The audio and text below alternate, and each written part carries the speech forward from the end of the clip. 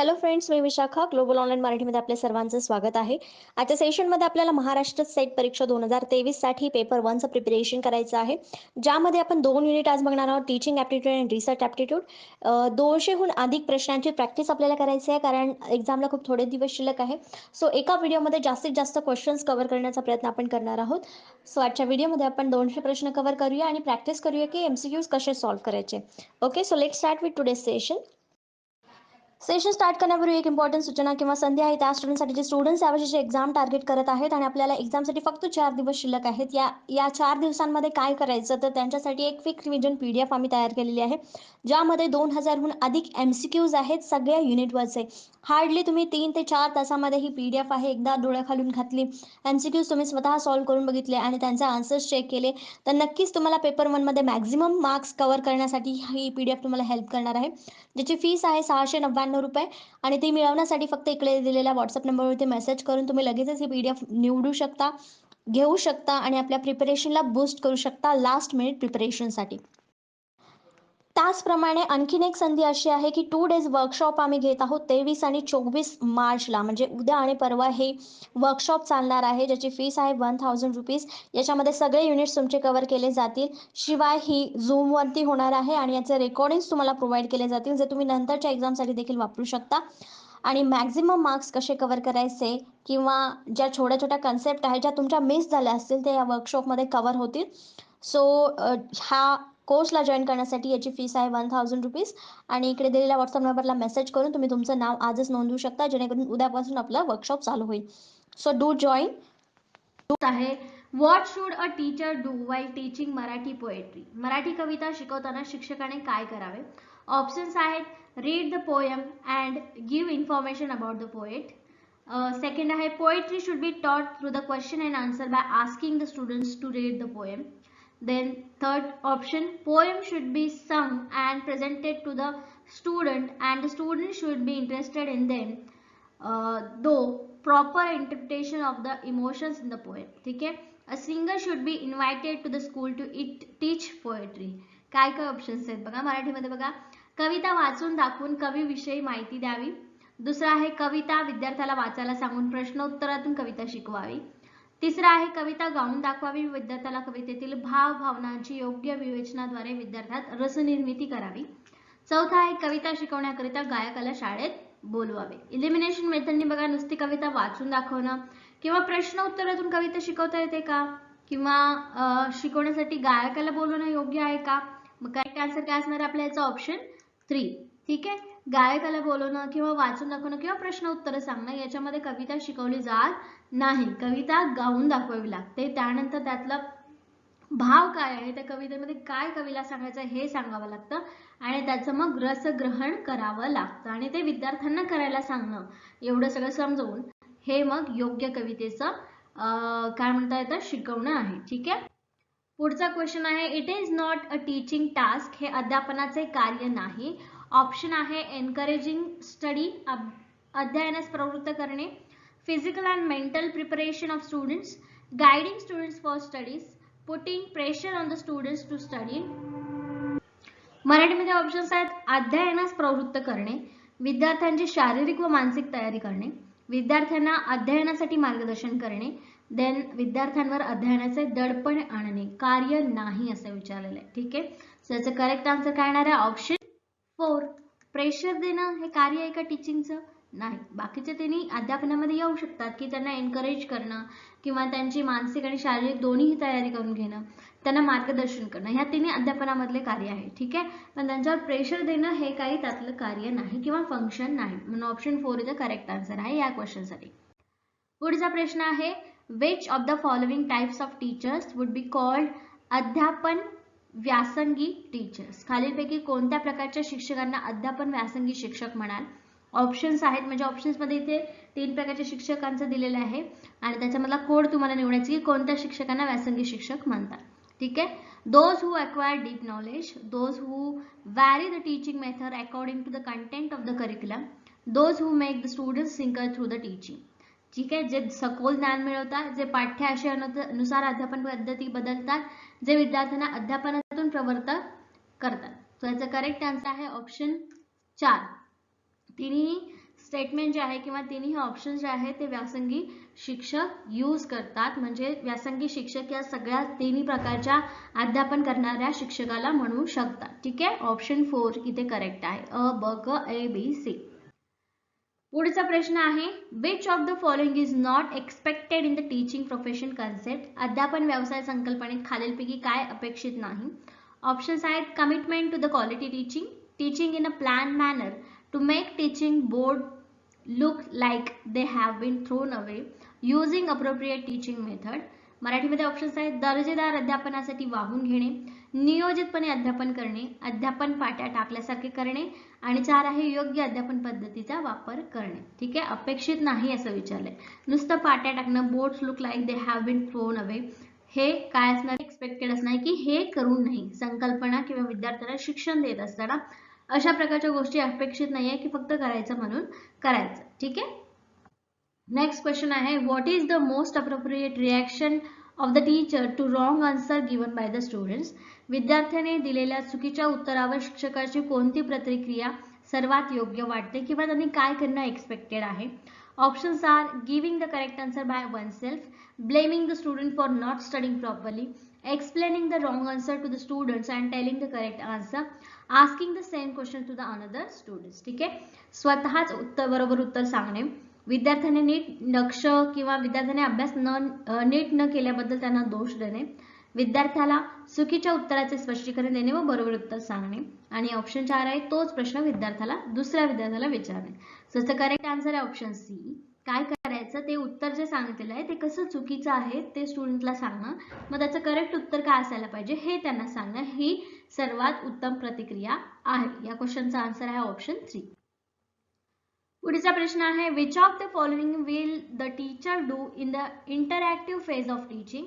अध्यापनाच्या आंतरक्रियात्मक अवस्थेत शिक्षक खालीलपैकी काय करेल. ऑप्शन आहे he will estimate the class situation, he will know the needs of the students, he shall involve the student in teaching. ठीक आहे, तो वर्ग परिस्थितीचा अंदाज घेईल, तो अध्ययनकर्त्याच्या गरजा जाणून घेईल, तो अध्ययनकर्त्याला अध्यापनात सहभागी करून घेईल, आणि याचं करेक्ट आन्सर आहे ऑप्शन 4 ए बी सी. म्हणजे वरील तिन्ही ऑप्शन काय आहेत, इंटरॅक्टिव्ह फेज आहे टीचिंगच्या. ठीक आहे, म्हणून ऑप्शन 4 इथे करेक्ट आहे. नेक्स्ट क्वेश्चन आहे, dash dash means student center teaching method. Dash dash म्हणजे विद्यार्थी केंद्रित अध्यापन पद्धती होय. ऑप्शन्स आहेत recognization of freedom, autonomy of the students method, teaching method that establish friendly relation with students, practices that treat students as a students, then pleasant method that stimulates action by solving students curiosity and problems. ठीक आहे, विद्यार्थ्यांच्या स्वतंत्र स्वैराचारावर मान्यता देणारी पद्धती, विद्यार्थ्यांचे मैत्रीचे संबंध प्रस्थापित करणारी अध्यापन पद्धती, विद्यार्थ्यांना विद्यार्थ्यासारखे वागवणारी पद्धती, आणि विद्यार्थ्याची जिज्ञासा व समस्येचे निराकरण करून कृतीला चालना देणारी आनंददायी पद्धत. याचं करेक्ट आन्सर आहे ऑप्शन 4 की विद्यार्थ्यांना आनंददायी म्हणजे त्यांना आवडणाऱ्या पद्धतीतून त्यांना शिक्षण देणं आणि ते त्यांनी आत्मसात करायला सुद्धा त्यांची आवड निर्माण होणं, याला विद्यार्थी केंद्रित अध्यापन असं म्हणतात. ठीक आहे, पुढचा प्रश्न आहे, which qualities are developed in the students by project method. प्रकल्प पद्धतीमुळे विद्यार्थ्यांमध्ये कोणत्या गुणांचा विकास होतो. कंटेम्प्लेटिव्हनेस, ठीक आहे, listening skills, reading skills, concentration, relational attitude, problem solving and interpersonal creativity. ठीक आहे, चिंतनशीलता, श्रवण कौशल्य, वाचन कौशल्य, एकाग्रता, सांधिक वृद्धी, देन समस्या निराकरण, संधिक वृद्धी व कृतिशीलता, आणि याचं करेक्ट आन्सर आहे ऑप्शन 4. स्वतःच प्रॉब्लेम सोडवणे आणि स्वतःच त्याच्यामध्ये काहीतरी नवीन क्रिएटिव्हिटी करणं हा गुण विकसित होतो. कशामुळे, प्रकल्प पद्धतीमुळे. पुढचा प्रश्न आहे, experiment method is freely used in any study process because. कोणत्याही अध्ययन प्रक्रियेत प्रयोग पद्धती मुक्तपणे वापरली जाते कारण. Option first, real experience give students better understanding, students knowledge can be tested by the repeated experiments, it is an effective method, that method has universal acceptance. प्रत्यक्ष अनुभवामुळे विद्यार्थ्यांना चांगले आकलन होते, पुन्हा पुन्हा प्रयोग करून विद्यार्थी ज्ञानाची परीक्षा घेता येते, ती प्रभावी पद्धत आहे, त्या पद्धतीत सार्वत्रिक स्वीकृती आहे. याचं करेक्ट आन्सर आहे option first, real experience give students by better understanding. प्रत्यक्ष अनुभवामुळे विद्यार्थ्यांना चांगले आकलन होते, हे त्याचं फर्स्ट करेक्ट आन्सर आहे. नेक्स्ट क्वेश्चन आहे, the best way to connect emotionally with student is to. विद्यार्थ्यांशी भावनिक संबंध ठेवण्याचा सर्वोत्तम मार्ग म्हणजे acting as a helping friend to the students, giving some more lectures on their classes, termination of teaching early, then organizing competitions for students. विद्यार्थ्यांना मदत करणारा मित्र म्हणून भूमिका पार पाडणे, त्यांच्या वर्गावर अधिक व्याख्याने देणे, अध्यापन लवकर संपवणे, विद्यार्थ्यांसाठी स्पर्धा आयोजित करणे. यापैकी कोणता चांगली गोष्ट आहे जे विद्यार्थ्यांशी भावनिक नातं निर्माण करेल? सो याचं करेक्ट आन्सर आहे ऑप्शन फर्स्ट. त्यांना मदत करताना ॲज अ फ्रेंड म्हणून त्यांना मदत करण्याची भूमिका शिक्षकाने पार पाडावी, म्हणजे ते भावनिक संबंध सर्वोत्तम मार्गाने निर्माण होईल. ठीक आहे. पुढचा प्रश्न आहे, experiments have a place in teaching process because अध्यापन प्रक्रियेत प्रयोगांना स्थान आहे कारण ही saves times, it is an effective method, it is an interactive method for the better understanding than anywhere. ठीक आहे. अध्यापन प्रक्रियेत प्रयोगाचं स्थान आहे कारण त्याने वेळ वाचतो, ती परिणामकारक पद्धती आहे, अधिक चांगल्या आकलनासाठी ते पुन्हा पुन्हा केलेली पद्धत आहे. ठीक आहे, किंवा ती सर्वत्र आहे. याचा करेक्ट आन्सर आहे ऑप्शन 3. ठीक आहे. एक्सपेरिमेंटल मेथड काय आहे? अधिक चांगल्या आकलनासाठी ती पुन्हा पुन्हा वापर केलेली पद्धती आहे. ठीक आहे. पुढचा प्रश्न आहे, in which of the following situation would the lecture be more interesting? खालीलपैकी कोणत्या परिस्थितीत व्याख्यान अधिक स्वारस्यपूर्ण होईल? Wien the lecture is short, व्याख्यान छोटे असेल तेव्हा. स्टुडंट इन टीचिंग प्रोसेस, व्याख्या अध्ययन प्रक्रियेत विद्यार्थी असतील तेव्हा. When the lecture is as prescribe, व्याख्यान विहित मानानुसार असेल तेव्हा. When lecture notes have been previously given, व्याख्यानाची टिपणे तत्पूर्वी दिली गेली असेल तेव्हा. ठीक आहे. याचे करेक्ट आन्सर आहे ऑप्शन 2. कधी स्टुडंट त्या टीचिंग प्रोसेसमध्ये इन्व्हॉल्व असेल त्यावेळेस व्याख्यान पद्धती स्वारस्यपूर्ण होते. ठीक आहे. पुढचा प्रश्न आहे, example given is illustrate to the concept.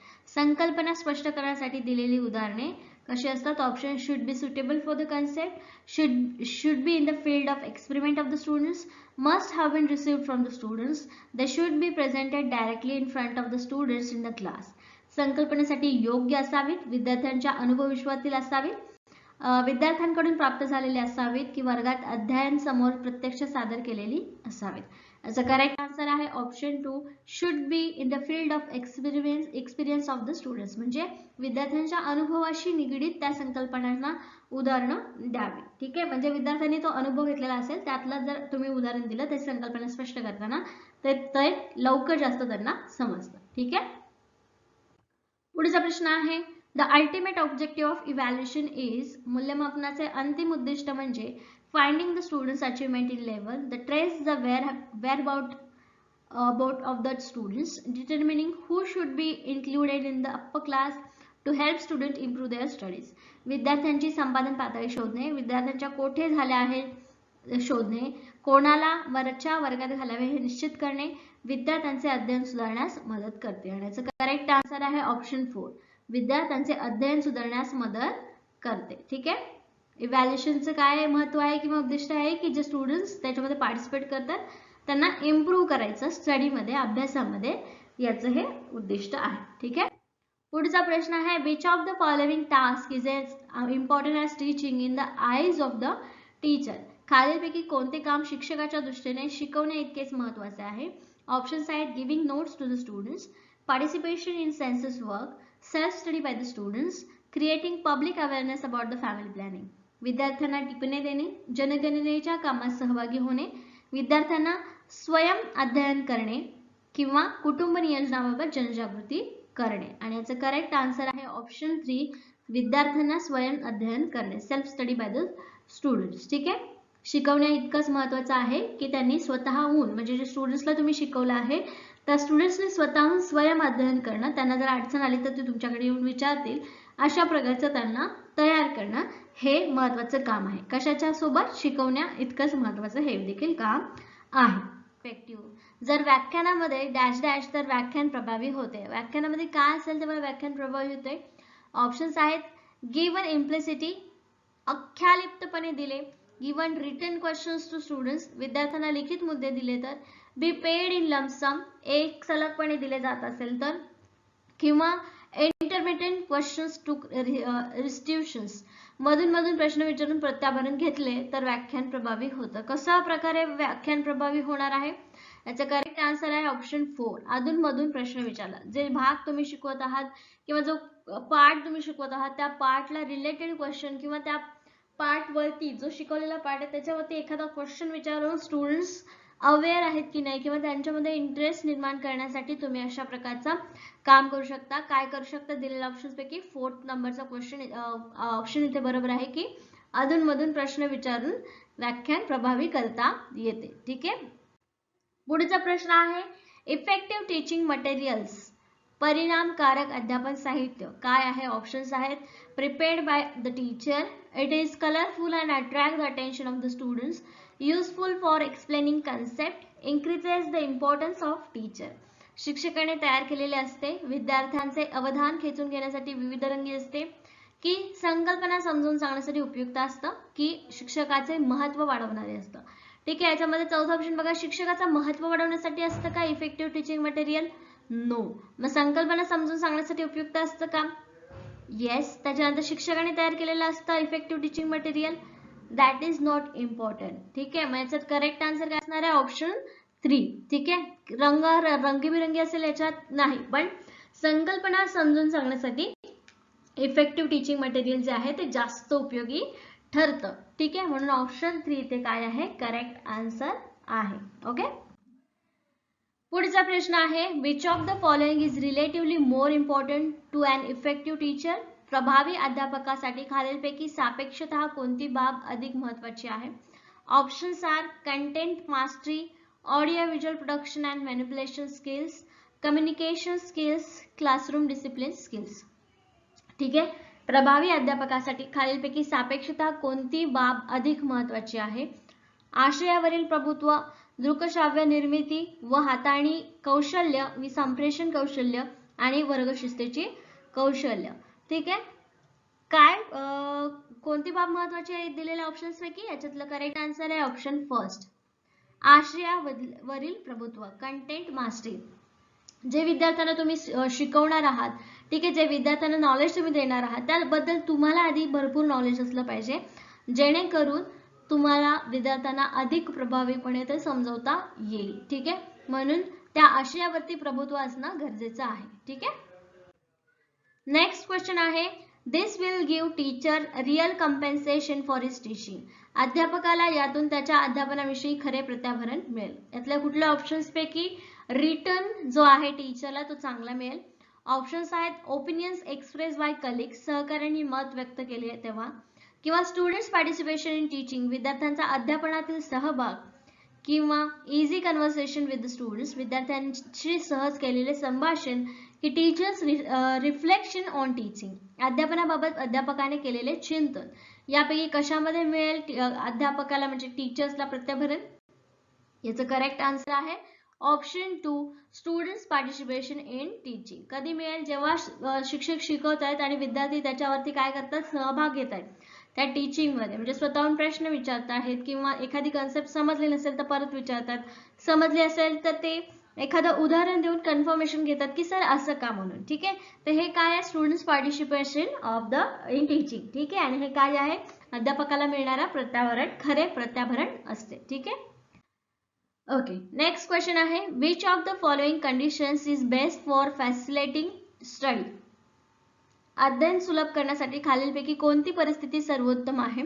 Options where students get more information, where each students receive reimbursement, where the learners get updated information, then fourth आहे where every learners get an opportunity to participate.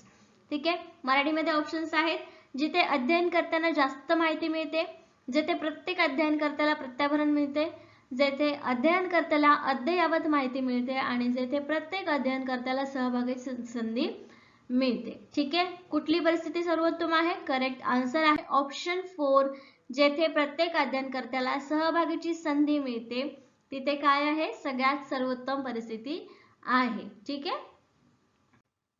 Next question आहे which of the following methods is used to convey information to the student by the teacher himself through experiment? शिक्षकाने स्वतः प्रयोग करून दाखवत विद्यार्थ्याला माहिती देणे यास खालीलपैकी कोणती पद्धत म्हणतात? ऑप्शन्स आहेत mode of direction, experimental method, separation method की एमर्जिंग प्रॅक्टिस. दिग्दर्शन पद्धती, प्रयोग पद्धती, पृथक्करण पद्धती आणि उद्गामी पद्धती. आता याच्यामध्ये स्वतः शिक्षक प्रयोग करत आहेत म्हणजे याच्यातली कुठली मेथड यूज करतायत ते. करेक्ट आन्सर आहे ऑप्शन फर्स्ट. ठीक आहे, दिग्दर्शन पद्धती. ओके, नेक्स्ट क्वेश्चन आहे creation of scientific approach to teaching is necessary for the subject. अध्यापनातून वैज्ञानिक दृष्टिकोनाची निर्मिती करणे डॅश डॅश विषयासाठी गरजेचं आहे. ऑप्शन्स आहेत science, history, environment, all of the above. ठीक आहे, मराठीमध्ये विज्ञान, इतिहास, पर्यावरण आणि वरील सर्व. तर कोणत्या विषयासाठी वैज्ञानिक दृष्टिकोनाची गरज असते? करेक्ट आन्सर आहे वरील सर्व. तुम्ही कुठलाही विषय घ्या, त्यामध्ये जर तुम्हाला समज यायला पाहिजे तर तुम्हाला वैज्ञानिक पद्धतीचा दृष्टिकोन त्याच्यामध्ये असायलाच हवा. म्हणून ऑप्शन 4 इथं करेक्ट आहे. वरील सर्व विषयामध्ये वैज्ञानिक दृष्टिकोनाची निर्मिती करणं आवश्यक आहे थ्रू अध्यापन. ठीक आहे, नेक्स्ट क्वेश्चन आहे methodology is useful for stimulating creativity and solving problems. सर्जनशीलता विकसनासाठी व समस्या सोडवण्यासाठी पद्धती उपयुक्त आहे. कोणती पद्धती उपयुक्त आहे सर्जनशीलता वाढवण्यासाठी? ऑप्शन्स आहेत experimental method, role practice, brainstorming method आणि प्रोजेक्ट ऍक्टिंग. ठीक आहे, प्रयोग पद्धती, भूमिका पद्धती, बुद्धिमंथन पद्धती, प्रकल्प अभियान. आणि याचे करेक्ट आन्सर आहे ऑप्शन 3 ब्रेनस्टॉर्मिंग मेथड. ठीक आहे, बुद्धिमंथन पद्धती.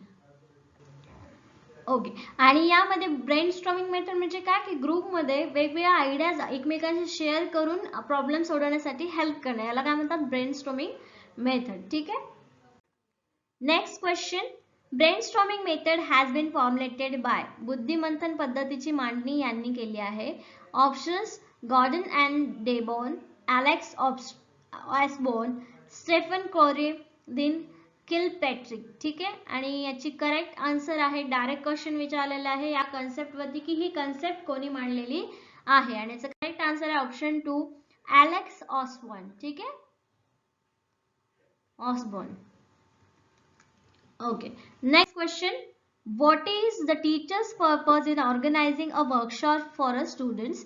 विद्यार्थ्यांसाठी कार्यशाळा आयोजित करण्यामागे अध्यापकाचा उद्देश कोणता असतो? ऑप्शन्स इथे दिलेले आहेत, खाली ऑप्शन्स दिलेले आहेत कोडमध्ये आणि इथे स्टेटमेंट दिलेले आहेत. त्यापैकी कोणते उद्देश आहेत हे आपल्याला निवडायचे आहेत कोडमधून. ठीक आहे, फर्स्ट आहे to teach the student to apply theoretical knowledge in practice, to develop various skill in a students, asking the students to solve various problems creatively, building confidence in a students. ठीक आहे, विद्यार्थ्यांस तात्विक ज्ञान व्यवहारात वापरायला शिकवणे, विद्यार्थ्यात विविध कौशल्यांचा विकास करणे, विद्यार्थ्याला विविध समस्या सोडवण्यासाठी कृतीशीलपणे सोडवायला सांगणे. ओके, विद्यार्थ्यांमध्ये आत्मविश्वास निर्माण करणे. तर यातले कुठले उद्देश आहेत कार्यशाळा आयोजित करण्यासाठी? करेक्ट आन्सर आहे ऑप्शन 4 चारही विषय किंवा चारही उद्देश याच्यामध्ये आहेत. आता आपण चारही ऑप्शन किंवा चारही स्टेटमेंट वाचले, त्याच्यामध्ये काय हे सगळेच गुण एखाद्या विद्यार्थ्यामध्ये आवश्यक आहेत किंवा असायला पाहिजेत. त्यामुळे हे उद्देश आहेत प्रत्येक विद्यार्थ्यांच्या कार्यशाळा आयोजित करण्यामागे. ठीक आहे, पुढचा प्रश्न आहे what is the purpose of teacher in organising a seminar. आता ते वर्कशॉप होतं तर हे सेमिनार आहे. ठीक आहे, शिक्षकाचा चर्चासत्र आयोजित करण्यामागील उद्देश कोणता असतो? ऑप्शन्स आहे to discuss several aspects of the subject, to develop thinking in a students, to inculcate research interest in students, to develop creativity in students. ठीक आहे, एखाद्या विषयाच्या अनेक पैलूंवर चर्चा करण्यासाठी, विद्यार्थ्यांमध्ये विचार प्रवर्तन घडवण्यासाठी, विद्यार्थ्यात संशोधनात्मक अभिरुची घडवण्यासाठी आणि विद्यार्थ्यातील सर्जनशीलतेचा विकास करण्यासाठी. सो याचं करेक्ट आन्सर आहे ऑप्शन 4. ठीक आहे, याच्यामध्ये पण चारही ऑप्शन कसे आहेत जे विद्यार्थ्यांमध्ये आवश्यक असतात आणि थ्रू सेमिनार थ्रू चर्चासत्र हे काय होऊ शकतं इनबिल्ट केलं जाऊ शकतं त्या स्टुडंट्स मध्ये. त्यामुळे ऑप्शन 4 इथे करेक्ट आहे. अ ब क ड ए बी सी डी 4 म्हणजे चारही उद्देश इथे असू शकतात, पर्पज असू शकतात. ठीक आहे, नेक्स्ट क्वेश्चन आहे what is the role of the teacher in organising a seminar. परिसंवाद आयोजन करण्यामागे शिक्षकाची भूमिका कोणती असते? Option to increase cooperation and adjustment capacity in the students, giving opportunity to students express their thoughts and opinions, to develop the students democratic attitude, and fourth all of the above. परिसंवाद आयोजन करण्यामागे शिक्षकाची भूमिका कोणती असते? विद्यार्थ्यांमध्ये सहकार्य व समायोजन क्षमता वाढवणे, विद्यार्थ्यास आपले विचार व मते व्यक्त करण्याची संधी देणे, विद्यार्थ्यांचा लोकशाही दृष्टिकोनाचा विकास करणे. ऑप्शन 4 वरील सर्व. आणि याचं करेक्ट आन्सर काय असणार आहे मग आपला 4. ठीक आहे, इथे पण काय आहेत, वरचे तिन्ही ऑप्शन्स आहेत जे विद्यार्थ्यांमध्ये आवश्यक आहेत आणि जे टीचरच्या सेमिनार आयोजित करण्यामुळे येऊ शकतं आणि त्यामुळे हे शिक्षक त्यांची भूमिका या उद्देशांवर आधारित असते. ठीक आहे, पुढचा प्रश्न आहे, which of the following types of people can be said to have low emotional intelligence? खालीलपैकी कोणत्या प्रकारच्या व्यक्तींमध्ये भावनिक बुद्धिमत्ता कमी असते असे म्हणता येईल? Options, one who has knowledge of his own feelings which is stressed, unable to control his emotions, striving for public interest, understand other easily. ठीक आहे, स्वतःच्या भावना, इच्छा, अभिरुची यांची माहिती असणारा, स्वतःच्या भावनांवर नियंत्रण ठेवू न शकणारा, लोकहित साधण्यासाठी धडपडणारा, इतरांना सहजगत्या समजून घेणारा. याचा करेक्ट आन्सर आहे option 2, enable to control his emotions. भावनिक बुद्धिमत्ता कमी असणारी टीचरच्या कोणता म्हणजे कशाद्वारे दिसेल तर जो आपले इमोशन कंट्रोल करू शकत नाही असा टीचर भावनिक दृष्ट्या कमी असेल. ठीक आहे, त्यांची भावनिक बुद्धिमत्ता कमी असेल.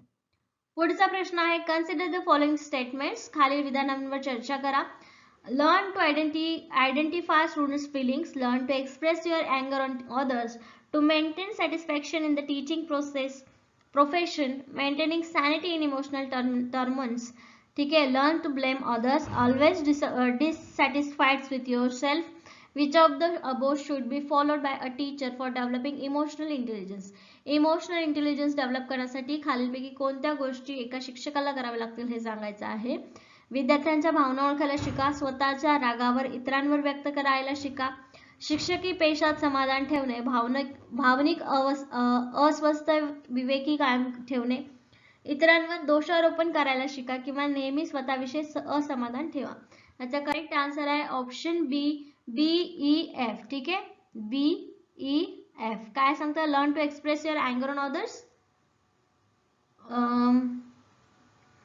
then learn to blame others and always be dissatisfied with yourself. अवलंबून नाही असं विचारलेलं आहे. ठीक आहे, इथे व्यवस्थित क्वेश्चन वाचला तर तुम्हाला बरोबर समजेल. नॉट बी म्हटलेलं आहे म्हणून BEF इथे काय आहे, करेक्ट आन्सर आहे. ठीक आहे, नेक्स्ट क्वेश्चन आहे, according to the Howard Gardner, according to the development of different centres in the brain. Harvard गार्डनच्या मते मेंदूच्या भागातील विविध केंद्राच्या विकासानुसार काय असतं? Options, each part has independent intelligence, every person has equal intelligence, logical skills of the person increase, different from this. प्रत्येक भागाची स्वतंत्र बुद्धिमत्ता असते, प्रत्येक व्यक्तीची बुद्धिमत्ता समान असते, व्यक्तीचे तार्किक कौशल्य वाढते आणि यापेक्षा वेगळे आहे. आणि याचं करेक्ट आन्सर आहे ऑप्शन फर्स्ट, प्रत्येक भागाची स्वतंत्र बुद्धिमत्ता असते. ठीक आहे, म्हणून करेक्ट आन्सर आहे याचा फर्स्ट. ठीक आहे, हार्वर्ड गार्डनरच्या मते ऑप्शन फर्स्ट इथे करेक्ट आहे. प्रॅक्टिस करणार आहोत पेपर 1 टीचिंग ऍप्टिट्यूड युनिट साठी. ठीक आहे, फर्स्ट क्वेश्चन आहे, खालीलपैकी अध्यापनाचा कोणता पूर्वनिर्धारित स्तर नाही. ठीक आहे, आपल्याला माहिती आहे, आपण अभ्यासलेलं आहे की अध्यापनासाठी आपल्याला काय वेगवेगळे स्तर निश्चित केलेले आहेत. ठीक आहे, त्या स्तरामध्ये कोणता पूर्वनिर्धारित स्तर नाहीये.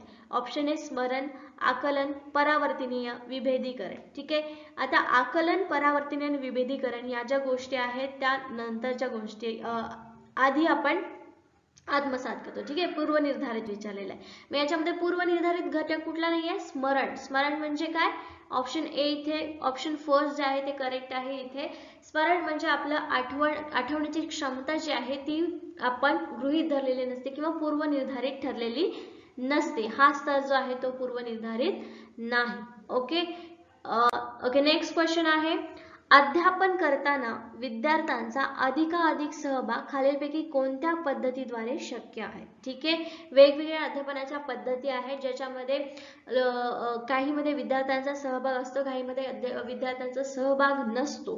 तर या क्वेश्चन मध्ये किंवा या प्रश्नामध्ये आपल्याला काय विचारलेलं आहे, अध्यापन करताना विद्यार्थ्यांचा अधिकाधिक सहभाग खालीलपैकी कोणत्या पद्धतीमध्ये होतो.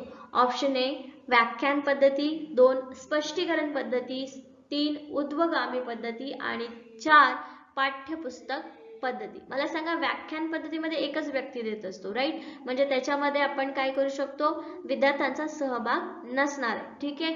दुसरा आहे स्पष्टीकरण पद्धत. स्पष्टीकरण कोण करणार आहे, अध्यापक म्हणजे जो शिकवणारा व्यक्ती आहे, टीचर जो आहे तो स्पष्टीकरण करणार आहे. म्हणजे सेकंड ऑप्शन पण इथे आपलं बाजूला जातं, राईट?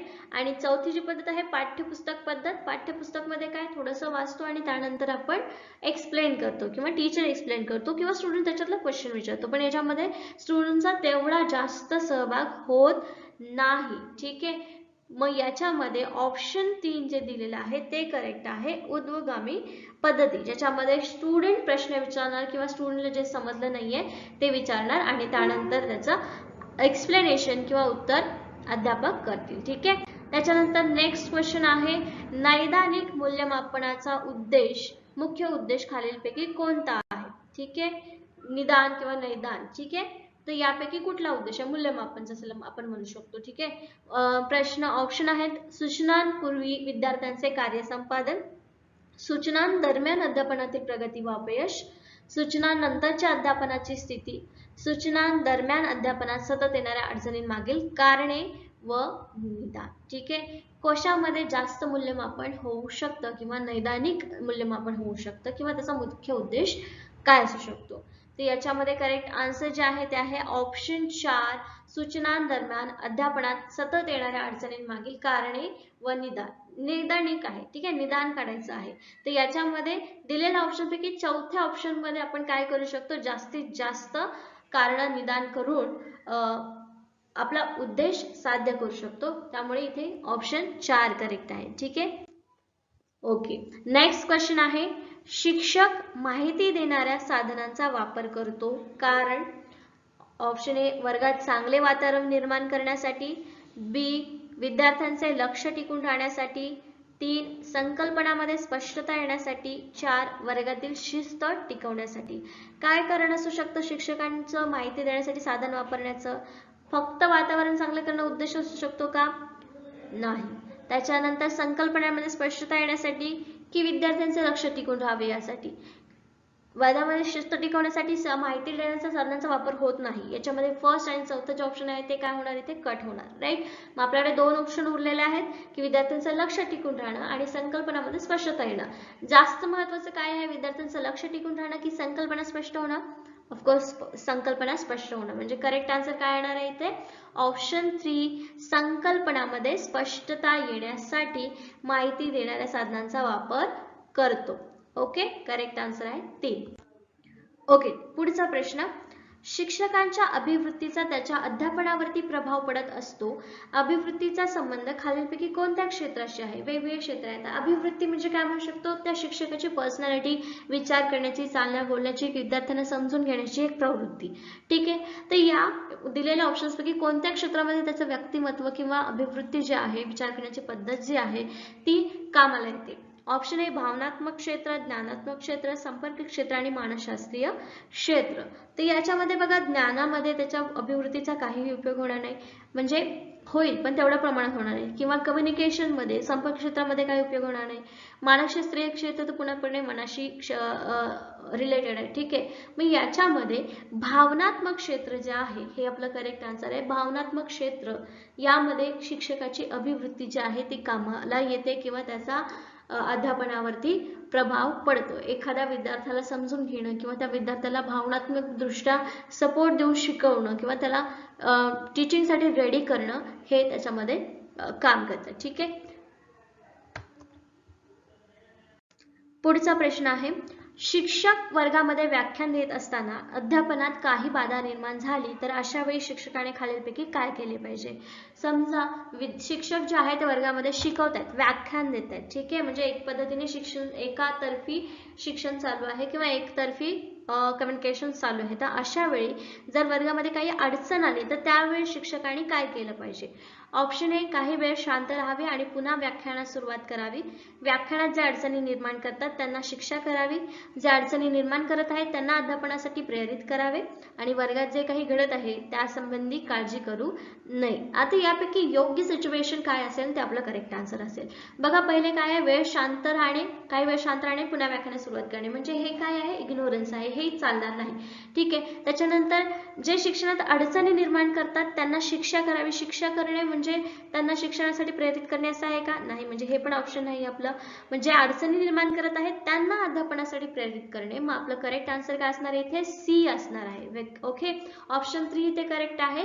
काय म्हणू आपण, विद्यार्थी जे वर्गामध्ये गोंधळ घालतात त्यांनाच आपण अध्यापनासाठी तयार करायचं. त्यांनाच आपण व्याख्यानमध्ये काय समजलं काय नाही किंवा त्यांना काय प्रश्न पडले हे विचारलं म्हणजे त्यांना प्रेरित केलं तर ते आपल्याला अध्यापनामध्ये चांगली हेल्प करू शकते. म्हणून ऑप्शन 3 इथे करेक्ट आहे. ओके. नेक्स्ट क्वेश्चन आहे आता इथे, परिणामकारक शिक्षण खालीलपैकी कशाशी संबंधित आहे? परिणामकारक म्हणजे चांगला परिणाम होण्यासाठी शिक्षण खालीपैकी कोणतं चांगलं आहे?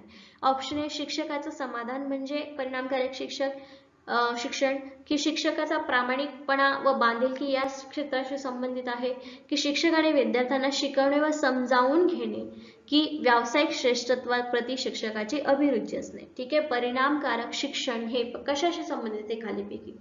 समाधान शिक्षकाचं होणं म्हणजे शिक्षण चांगलं आहे का? नाही. त्याच्यानंतर शिक्षकाचा प्रामाणिकपणा आणि बांधिलकी जर असेल तर याच्यामध्ये शिक्षण प्रभावीपणे किंवा परिणामकारक झाल्यास सांगू शकतो का? नाही. म्हणजे हे पण नाही येणार ऑप्शन. हे दोन आपले कटले ऑप्शन. ठीक आहे. आणि व्यावसायिक दृष्ट्या शिक्षणाकडे बघितलं तर त्याचा चांगला अभ्यास होणार आहे का? नाही. म्हणजे ऑप्शन 4 ही नाही.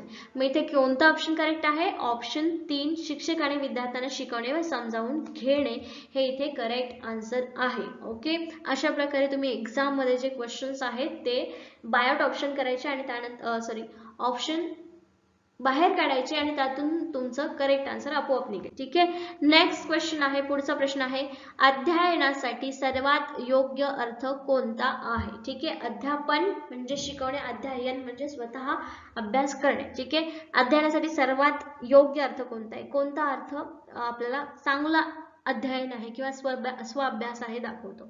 ऑप्शन ए, कौशल्याची प्राप्ती, वर्तनात सकारात्मक बदल आणि व्यक्तिगत समायोजन, ज्ञान मेंदूमध्ये साठवणे. ठीक आहे. फक्त ज्ञान साठवणे म्हणजे चांगलं अध्यापन आहे का? नाही. राईट. त्याच्यानंतर कौशल्याची प्राप्ती, वर्तनात सकारात्मक बदल. ठीक आहे. हे दोन ऑप्शन सध्या आपल्याला इथे बरोबर वाटतात. व्यक्तिगत समायोजन याच्यामध्ये येत नाही. ठीक आहे. मग करेक्ट आन्सर काय असणार आहे? बी, वर्तनात्मक सकारात्मक बदल. ठीक आहे. कौशल्य प्राप्ती तर ठीक आहे पण त्याच्यामध्ये अध्यापन योग्य प्रकारे झालंय किंवा त्याचं ऍप्लिकेशन व्यवस्थित झालंय हे करेक्ट होत नाही.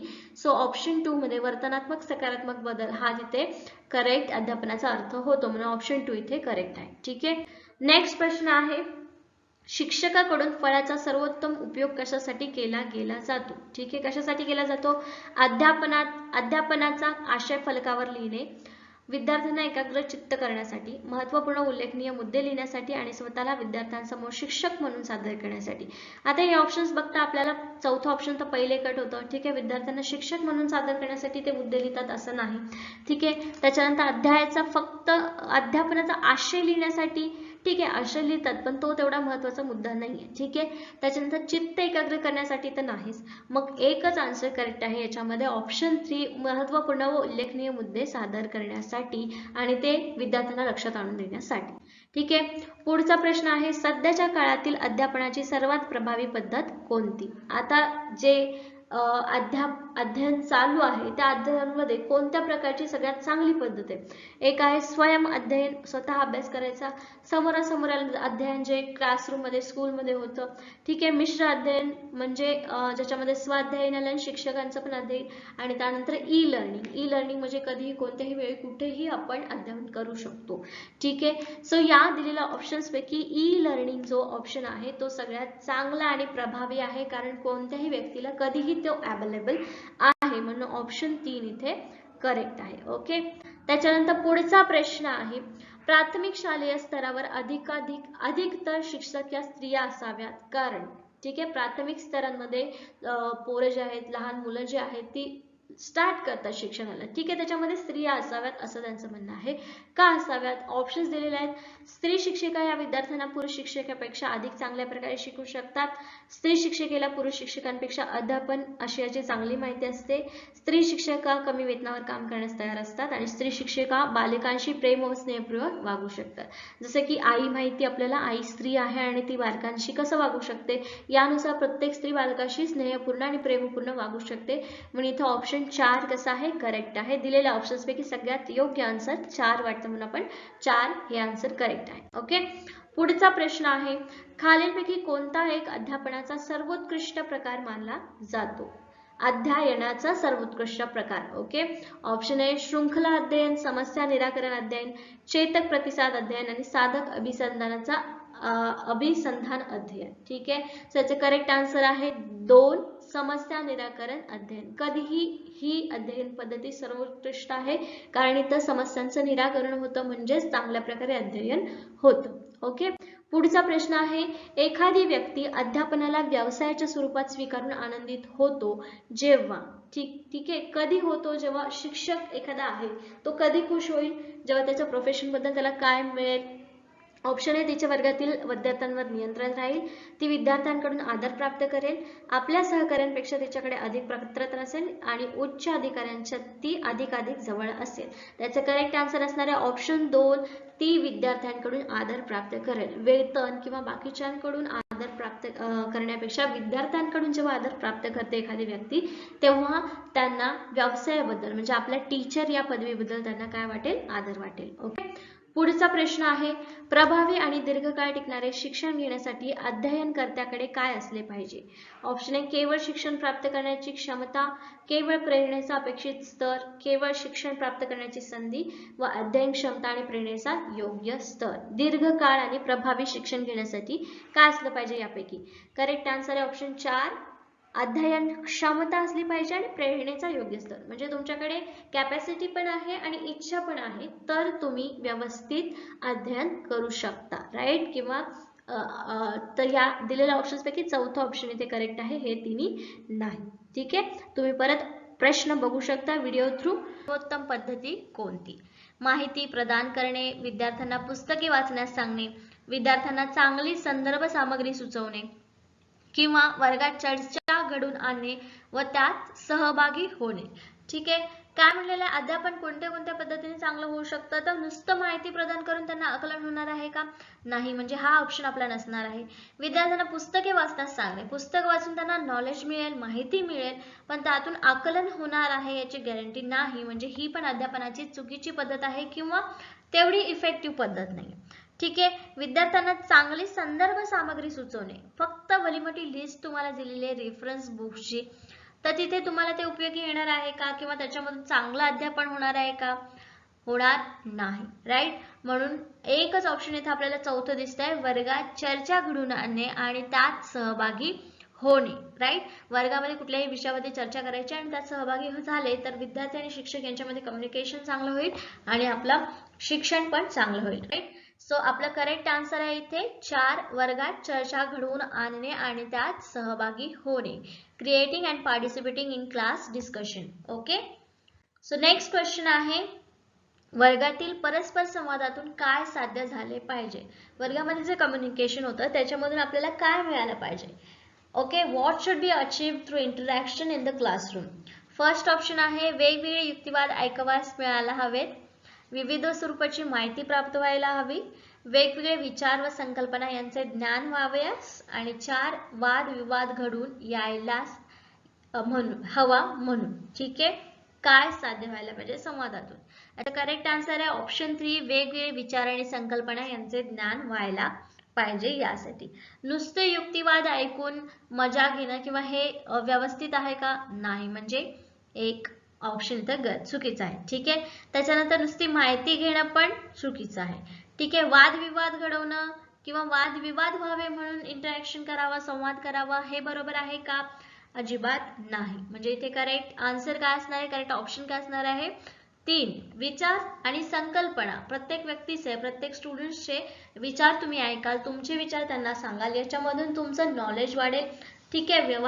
व्यवहार ज्ञान, संकल्पना वेगवेगळ्या तुम्हाला माहिती होतात. म्हणून याचं तिसरं ऑप्शन करेक्ट आहे, to gain knowledge of different thoughts and concept. याच्यासाठी इंटरॅक्शन चालू असतं. ओके. नेक्स्ट क्वेश्चन आहे, शिक्षा देऊन मुलांना बिघडवणे या विधानाचा अभिप्राय म्हणजे काय? ठीक आहे. The meaning of statement is to spoil children without punishment. वर्गामध्ये विद्यार्थ्यांना शिक्षा करणे थांबविणे, शारीरिक शिक्षा देणे योग्य नाही, अयोग्य वर्तनासाठी शिक्षा दिली पाहिजे आणि विद्यार्थ्यांना छडीने मारले पाहिजे. शिक्षा न देऊन मुलांना बिघडवणे याचा अर्थ काय विचारलाय? सो याचं करेक्ट आन्सर आहे ऑप्शन 3, अयोग्य वर्तनासाठी शिक्षा दिली पाहिजे. काय म्हणलेलं आहे, तुम्ही जर शिक्षा नाही दिली तर मुले बिघडतील, असं हे विधान आहे. ठीक आहे, तर याचा अर्थ असा नाही की विद्यार्थ्यांना शिक्षा करणंच थांबवलं पाहिजे. शिक्षा देणं योग्य नाही हे पण चुकीचं आहे. ठीक आहे, जोपर्यंत विद्यार्थ्यांना चुकीचं गोष्ट केल्यानंतर किंवा एखादी गोष्ट न केल्यावर शिक्षा होते हे माहीत होत नाही किंवा हे जाणत नाहीत, तोपर्यंत ते त्यांची कामं करणार नाहीत. म्हणून अयोग्य वर्तनासाठी शिक्षा दिली तरच ते पुढे जाऊन सुधारतील. म्हणून इथे करेक्ट आन्सर काय असणार आहे? अयोग्य वर्तनासाठी शिक्षा दिली पाहिजे. या वाक्याचा अर्थ असा आहे की शिक्षा न देऊन मुलांना बिघडवणे हे म्हणजेच अयोग्य वर्तनासाठी शिक्षा दिली पाहिजे. ठीक आहे, पॉझिटिव्ह वाक्य तिथे केलेले आहे आपण. ठीक आहे, नेक्स्ट क्वेश्चन आहे वर्गातील शिक्षकांच्या संप्रेषणास काय म्हटले जाते? ठीक आहे, what is teachers communication in classroom called? First आहे आंतरवैयक्तिक संप्रेषण, जनसंप्रेषण, समूहांतर्गत संप्रेषण आणि समोरासमोरील संप्रेषण. ठीक आहे, इथे करेक्ट आन्सर आहे ऑप्शन सी, समूहांतर्गत संप्रेषण. आंतरवैयक्तिक म्हणजे दोघांमधला संवाद. ठीक आहे, जनसंप्रेषण म्हणजे समोर लोकांचा समूह बसलेला आहे आणि एकेरी व्याख्यान वगैरे चाललेलं आहे. ठीक आहे, त्याच्यानंतर तिसरं समूहांतर्गत संप्रेषण म्हणजे एक ग्रुप आहे आणि त्याच्यावरती एक व्यक्ती आहे आणि त्या दोघांमध्ये संवाद चाललेला आहे. एक व्यक्ती इंटरव्ह्यू किंवा शिक्षक विद्यार्थी, हे काय आहे? समूहांतर्गत संप्रेषण आहे. ठीक आहे, आणि समोरासमोरील संप्रेषण, ठीक आहे, समोरासमोरील संप्रेषण कोणते येऊ शकतं? व्यक्ती येऊ शकतं किंवा ग्रुप येऊ शकतं.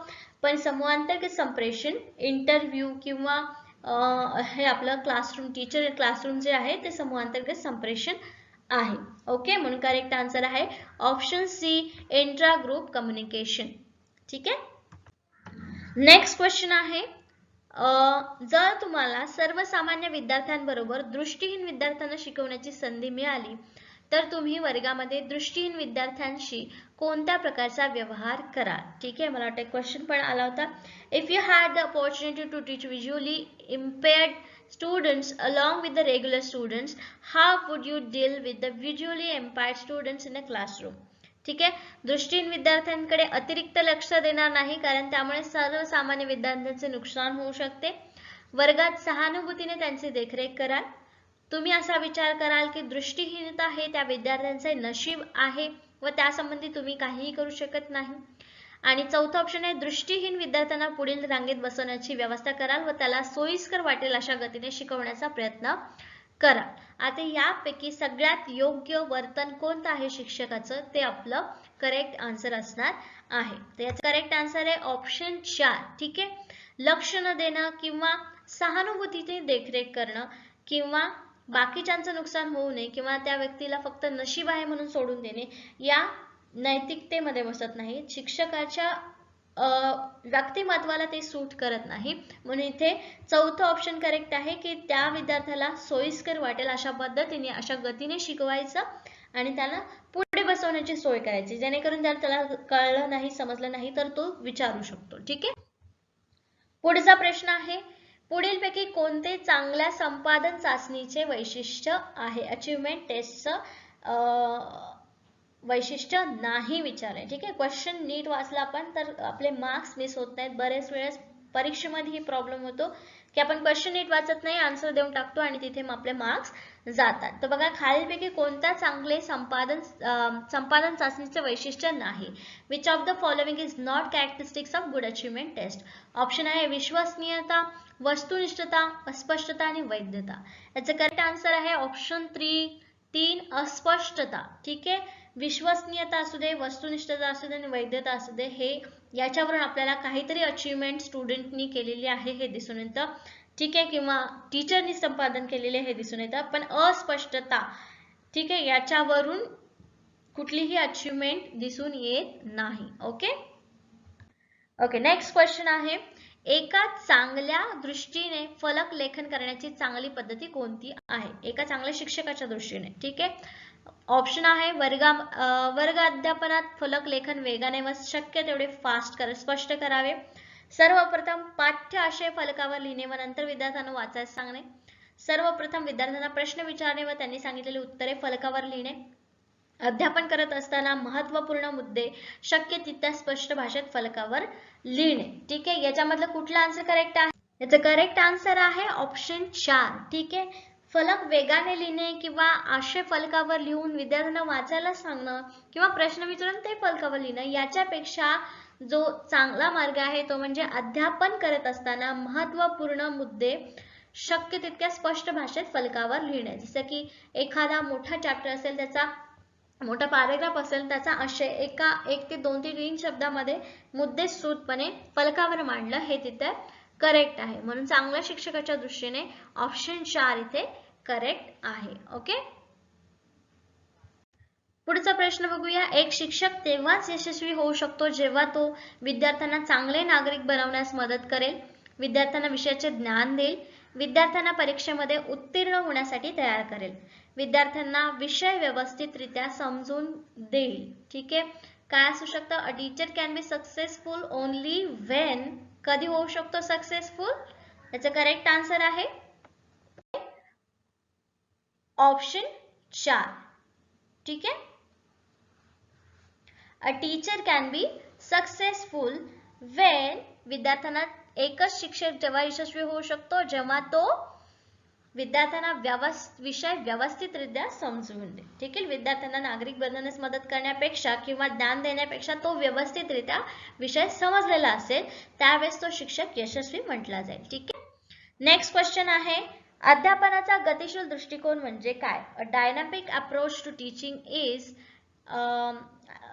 ऑप्शन आहे अध्यापन प्रभावी आणि परिणामकारक असणे, अध्यापन उत्साहवर्धक व गतिशील असणे, अध्यापन स्थितिशील न राहता गतिशील राहणे, विद्यार्थ्यांना कृतीच्या माध्यमातून शिकण्यात प्रेरित करणे. त्याचा करेक्ट आन्सर आहे ऑप्शन 4. विद्यार्थ्यांना कृतीच्या माध्यमातून शिकण्यास प्रयत्न करणे. म्हणजे स्वतः जेव्हा ऍक्टिव्हिटी करतो त्यावेळेस त्यांना जास्त चांगलं आकलन होतं, त्यामुळे ऑप्शन 4 इथे करेक्ट आहे. ओके, नेक्स्ट क्वेश्चन आहे, पुस्तक वापरून उत्तरे लिहिण्याचा चाचण्यांची शिफारस करण्याचे प्रमुख कारण काय आहे? ठीक आहे, तुम्हाला माहिती आहे ओपन बुक टेस्ट होते ते करण्याचं रिझन काय आहे ते विचारलेलं आहे. ऑप्शन आहे त्याच्यामुळे परीक्षांमधील गैरव्यवहार कमी होतात, विद्यार्थ्यांना परीक्षेच्या तयारीसाठी वेळ घालवावा लागत नाही, त्यामुळे यांत्रिक स्मरणावर भर कमी होते व परीक्षेच्या वेळी विद्यार्थी निश्चित असतात. तर याच्यात करेक्ट आन्सर आहे ऑप्शन 3. त्यांच्यामुळे यांत्रिक स्मरणावरील भर कमी होतं. म्हणजे जे पाठांतर करून येणं किंवा घोकमपट्टी करणं हे ज्या गोष्टी आहेत त्या याच्यात कमी होतात. त्यासाठी पुस्तके वापरून लिहिण्याची चाचणी शिफारस म्हणजे एक्झाम ओपन बुक टेस्ट जी आहे ती अंमलात आणली किंवा शिफारस केली. ओके, नेक्स्ट क्वेश्चन आहे, अध्यापनात आंतरजालाचा सर्वोत्तम उपयोग कोणता?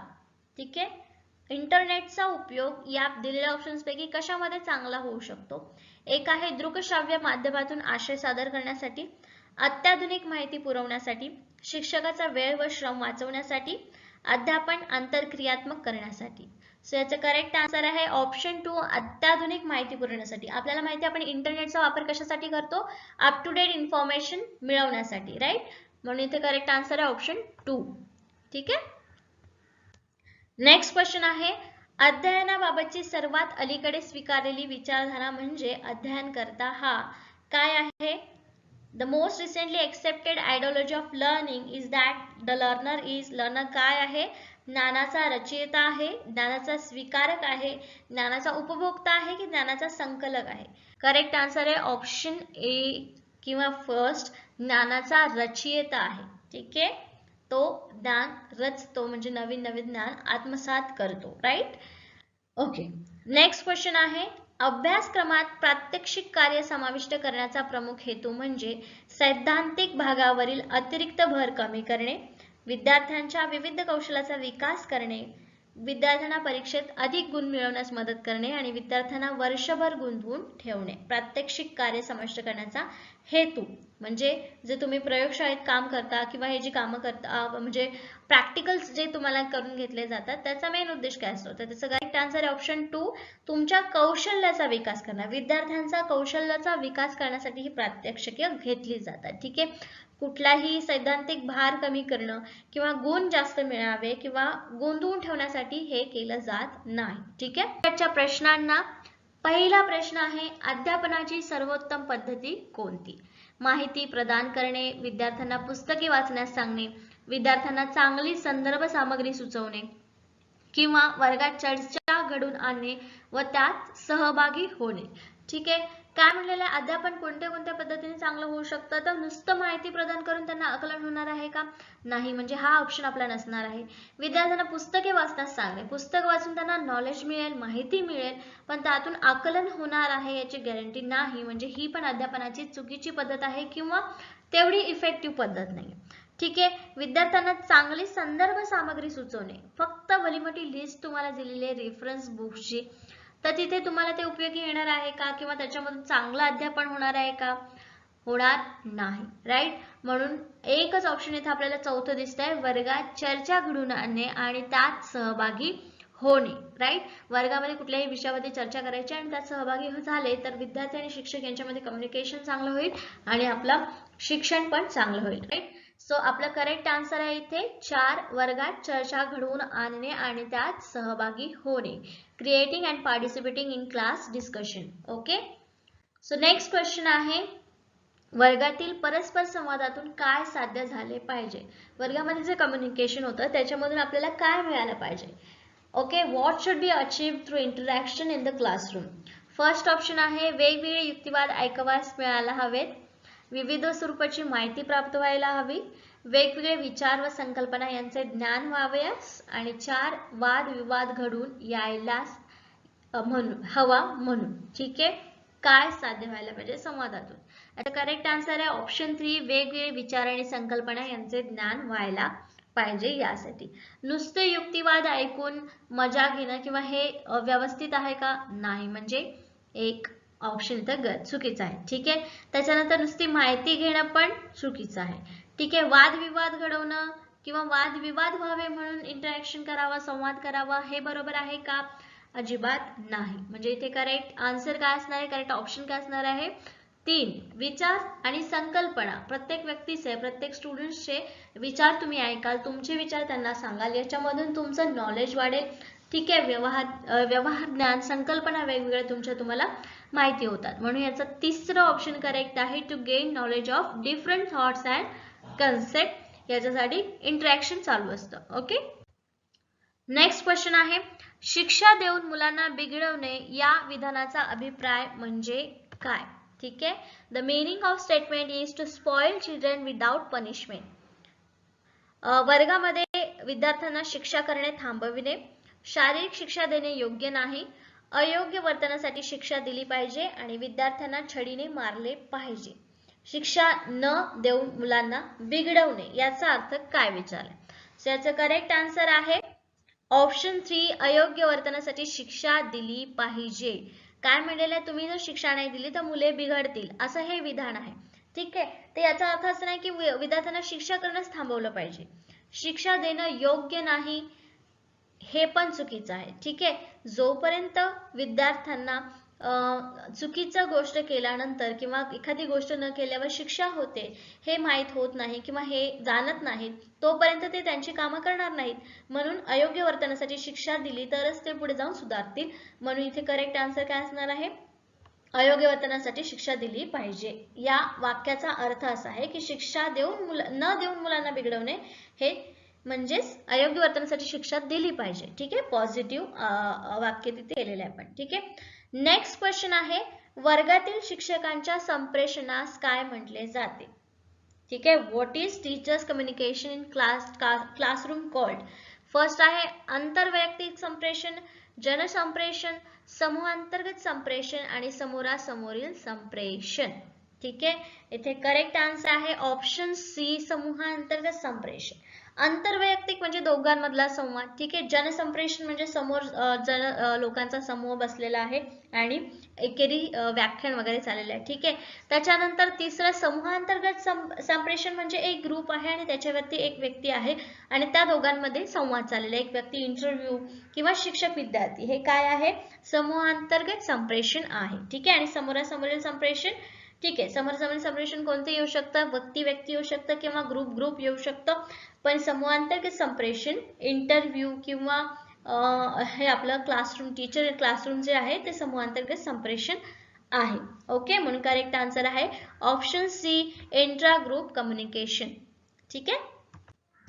नेक्स्ट क्वेश्चन आहे, जर तुम्हाला सर्वसामान्य विद्यार्थ्यांबरोबर दृष्टीहीन विद्यार्थ्यांना शिकवण्याची संधी मिळाली तर तुम्ही वर्गामध्ये दृष्टीहीन विद्यार्थ्यांशी कोणत्या प्रकारचा व्यवहार कराल. ठीक आहे, मला वाटतं क्वेश्चन पण आला होता.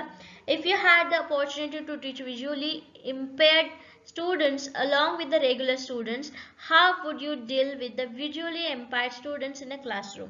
ठीक आहे, दृष्टीहीन विद्यार्थ्यांकडे अतिरिक्त लक्ष देणार नाही कारण त्यामुळे सर्वसामान्य विद्यार्थ्यांचे नुकसान होऊ शकते. वर्गात सहानुभूतीने त्यांची देखरेख कराल. तुम्ही असा विचार कराल की दृष्टीहीनता हे त्या विद्यार्थ्यांचे नशीब आहे व त्यासंबंधी तुम्ही काहीही करू शकत नाही. आणि चौथा ऑप्शन आहे, दृष्टीहीन विद्यार्थ्यांना पुढील रांगेत बसवण्याची व्यवस्था कराल व त्याला सोयीस्कर वाटेल अशा गतीने शिकवण्याचा प्रयत्न करा. आता यापैकी सगळ्यात योग्य वर्तन कोणतं आहे शिक्षकाचं ते आपलं करेक्ट आन्सर असणार आहे. तर याचं करेक्ट आन्सर आहे ऑप्शन 4. ठीक आहे, लक्ष न देणं किंवा सहानुभूतीने देखरेख करणं किंवा बाकीच्यांचं नुकसान होऊ नये किंवा त्या व्यक्तीला फक्त नशीब आहे म्हणून सोडून देणे या नैतिकतेमध्ये बसत नाही. शिक्षकाच्या व्यक्तिमत्वाला ते सूट करत नाही. म्हणून इथे चौथं ऑप्शन करेक्ट आहे की त्या विद्यार्थ्याला सोयीस्कर वाटेल अशा पद्धतीने अशा गतीने शिकवायचं आणि त्याला पुढे बसवण्याची सोय करायची जेणेकरून जर त्याला कळलं नाही समजलं नाही तर तो विचारू शकतो. ठीक आहे. पुढचा प्रश्न आहे, पुढीलपैकी कोणते चांगल्या संपादन चाचणीचे वैशिष्ट्य आहे. अचीवमेंट टेस्टचं वैशिष्ट्य नाही विचारले. ठीक आहे, क्वेश्चन नीट वाचला आपण तर आपले मार्क्स मिस होत नाहीत. बरेच वेळेस परीक्षेमध्ये ही प्रॉब्लेम होतो की आपण क्वेश्चन नीट वाचत नाही, आन्सर देऊन टाकतो आणि तिथे मग आपले मार्क्स जातात. तर बघा, खालीलपैकी कोणत्या चांगले संपादन चाचणीचे वैशिष्ट्य नाही. Which of the following is not characteristics of good achievement test. Option आहे विश्वसनीयता, वस्तुनिष्ठता, अस्पष्टता आणि वैधता. याचं करेक्ट आन्सर आहे ऑप्शन 3 अस्पष्टता. ठीक आहे, विश्वसनीयता असू दे, वस्तुनिष्ठता असू दे आणि वैधता असू दे, हे याच्यावरून आपल्याला काहीतरी अचीवमेंट स्टुडंटनी केलेली आहे हे दिसून येतं. ठीक आहे, किंवा टीचरनी संपादन केलेले हे दिसून येतं. पण अस्पष्टता, ठीक आहे, याच्यावरून कुठलीही अचीवमेंट दिसून येत नाही. ओके ओके, नेक्स्ट क्वेश्चन आहे, एका चांगल्या दृष्टीने फलक लेखन करण्याची चांगली पद्धती कोणती आहे. एका चांगल्या शिक्षकाच्या दृष्टीने. ठीक आहे, ऑप्शन आहे वर्ग अध्यापनात फलक लेखन वेगाने व शक्य तेवढे स्पष्ट करावे. सर्वप्रथम पाठ्य आशय फलकावर लिहिणे व नंतर विद्यार्थ्यांना वाचायला सांगणे. सर्वप्रथम विद्यार्थ्यांना प्रश्न विचारणे व त्यांनी सांगितलेली उत्तरे फलकावर लिहिणे. अध्यापन करत असताना महत्त्वपूर्ण मुद्दे शक्य तितक्या स्पष्ट भाषेत फलकावर लिहिणे. ठीक आहे, याच्यामधलं कुठलं आन्सर करेक्ट आहे. याचं करेक्ट आन्सर आहे ऑप्शन 4. ठीक आहे, फलक वेगाने लिहिणे किंवा आशय फलकावर लिहून विद्यार्थ्यांना वाचायला सांगणं किंवा प्रश्न विचारून ते फलकावर लिहिणं याच्यापेक्षा जो चांगला मार्ग आहे तो म्हणजे अध्यापन करत असताना महत्त्वपूर्ण मुद्दे शक्य तितक्या स्पष्ट भाषेत फलकावर लिहिणे. जसं की एखादा मोठा चॅप्टर असेल, त्याचा मोठा पॅराग्राफ असेल, त्याचा आशय 1 ते 2 ते 3 शब्दामध्ये मुद्दे सूटपणे फलकावर मांडलं हे तिथे करेक्ट आहे. म्हणून चांगल्या शिक्षकाच्या दृष्टीने ऑप्शन 4 इथे करेक्ट आहे. ओके, पुढचा प्रश्न बघूया. एक शिक्षक तेव्हाच यशस्वी होऊ शकतो जेव्हा तो विद्यार्थ्यांना चांगले नागरिक बनवण्यास मदत करेल, विद्यार्थ्यांना विषयाचे ज्ञान देईल, विद्यार्थ्यांना परीक्षेमध्ये उत्तीर्ण होण्यासाठी तयार करेल, विद्यार्थ्यांना विषय व्यवस्थितरित्या समजून देईल. ठीक आहे, काय असू शकतं. A teacher can be successful only when. कधी होऊ शकतो सक्सेसफुल. याचं करेक्ट आन्सर आहे ऑप्शन 4. ठीक आहे, a teacher can be successful when. विद्यार्थ्यांना एकच शिक्षक जेव्हा यशस्वी होऊ शकतो जेव्हा तो विद्यार्थ्यांना विषय व्यवस्थितरित्या समजून दे. ठीक आहे, विद्यार्थ्यांना नागरिक बनवण्यास मदत करण्यापेक्षा किंवा ज्ञान देण्यापेक्षा तो व्यवस्थितरित्या विषय समजलेला असेल त्यावेळेस तो शिक्षक यशस्वी म्हटला जाईल. ठीक आहे, नेक्स्ट क्वेश्चन आहे, अध्यापनाचा गतिशील दृष्टिकोन म्हणजे काय. A dynamic approach to teaching is option आहे अध्यापन प्रभावी आणि परिणामकारक असणे, अध्यापन उत्साहवर्धक व गतिशील असणे, अध्यापन स्थितिशील न राहता गतिशील राहणे, विद्यार्थ्यांना कृतीच्या माध्यमातून शिकण्यात प्रेरित करणे. त्याचा करेक्ट आन्सर आहे ऑप्शन 4, विद्यार्थ्यांना कृतीच्या माध्यमातून शिकण्यास प्रयत्न करणे. म्हणजे स्वतः जेव्हा ऍक्टिव्हिटी करतो त्यावेळेस त्यांना जास्त चांगलं आकलन होतं, त्यामुळे ऑप्शन 4 इथे करेक्ट आहे. ओके. नेक्स्ट क्वेश्चन आहे पुस्तक वापरून उत्तरे लिहिण्याचा चाचण्यांची शिफारस करण्याचे प्रमुख कारण काय आहे. ठीक आहे, तुम्हाला माहिती आहे ओपन बुक टेस्ट होते ते करण्याचं रिझन काय आहे ते विचारलेलं आहे. ऑप्शन आहे त्याच्यामुळे परीक्षांमधील गैरव्यवहार कमी होतात, विद्यार्थ्यांना परीक्षेच्या तयारीसाठी वेळ घालवावा लागत नाही, त्यामुळे यांत्रिक स्मरणावर भर कमी होते व परीक्षेच्या वेळी विद्यार्थी निश्चित असतात.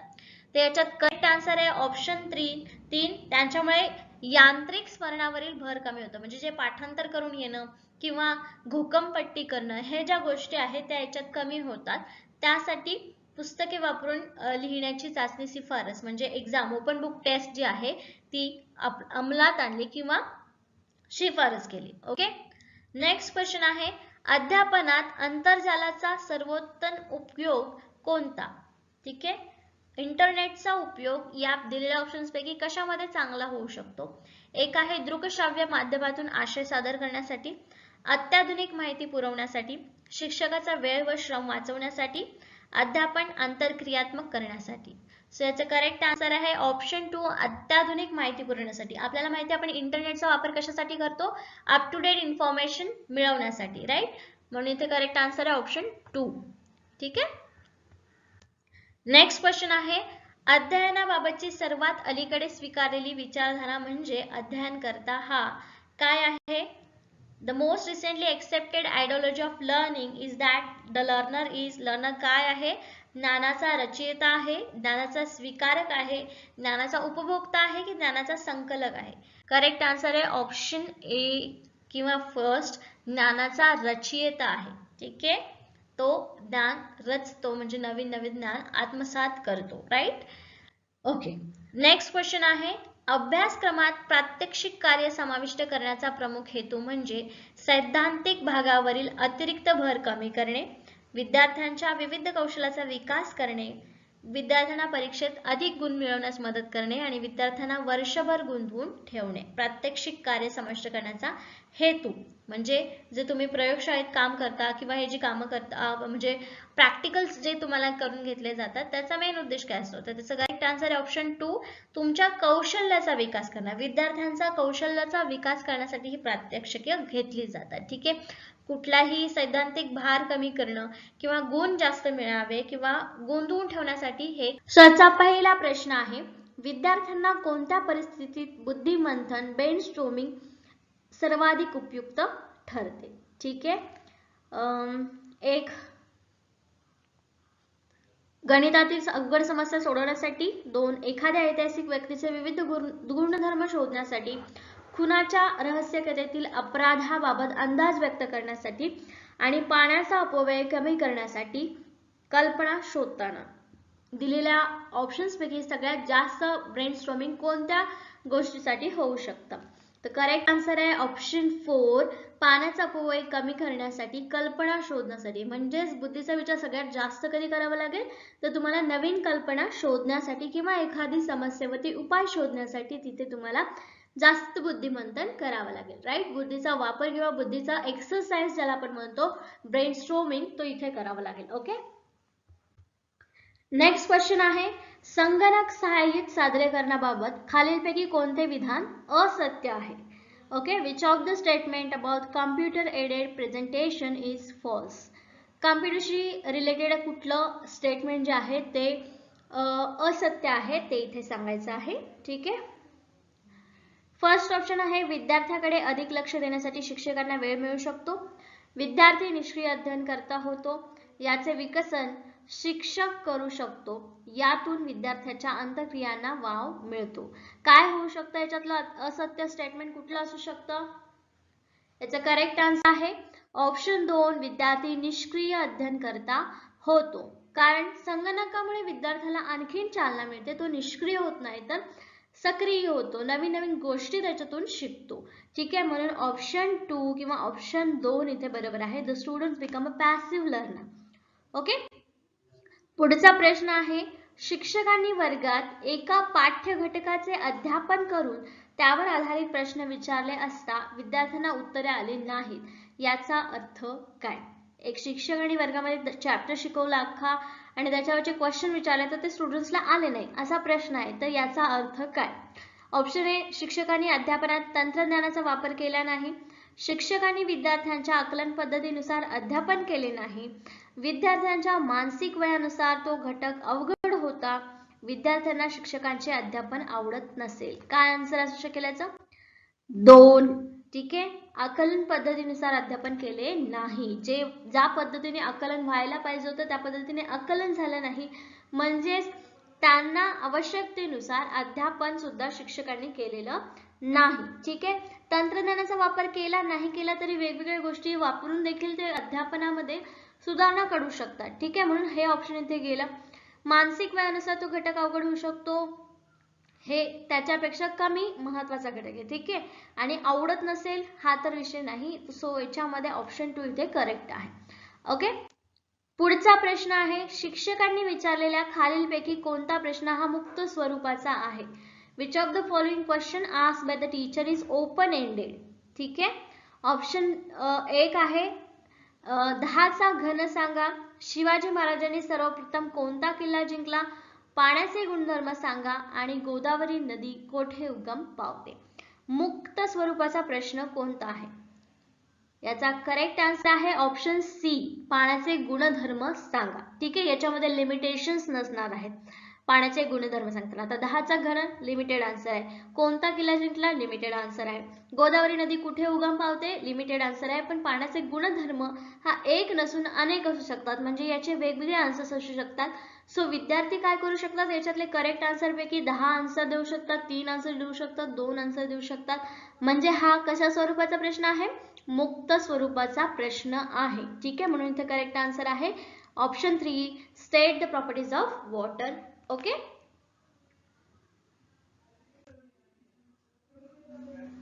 ओके, पुढचा प्रश्न आहे, खालील प्रश्न वाचा.